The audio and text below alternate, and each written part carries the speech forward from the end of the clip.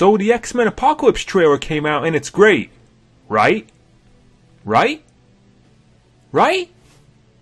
What the fuck? So I liked it. I thought Magneto looked good. I gave my reaction.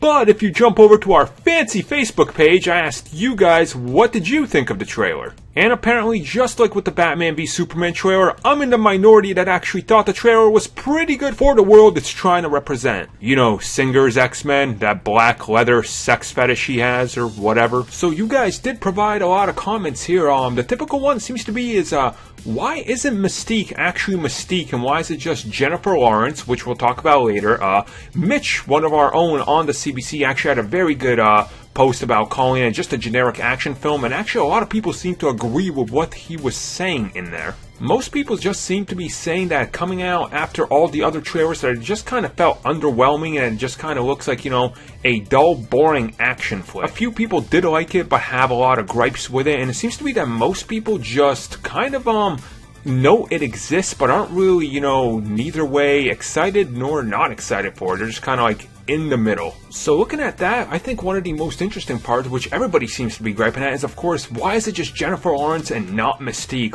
Well, we've heard, you know, reports that she does not like to suit up. That's why she wanted to leave. She doesn't like all the blue.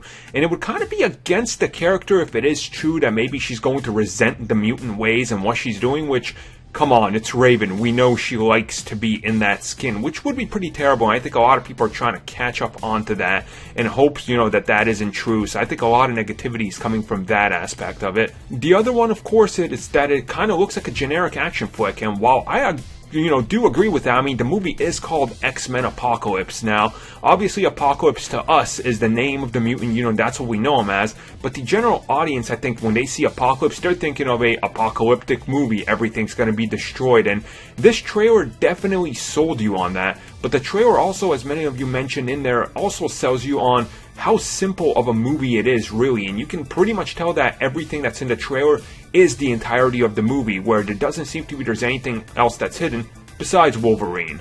Come on, guys, we know Wolverine's going to be in it. Don't lie to us. Don't hide it. We've seen the set reports. But another common complaint that I've seen, and I didn't actually notice it myself until I went back and looked at the trailer quite a few times, and that's the CG seems to be all over the place, particularly the green screen effects.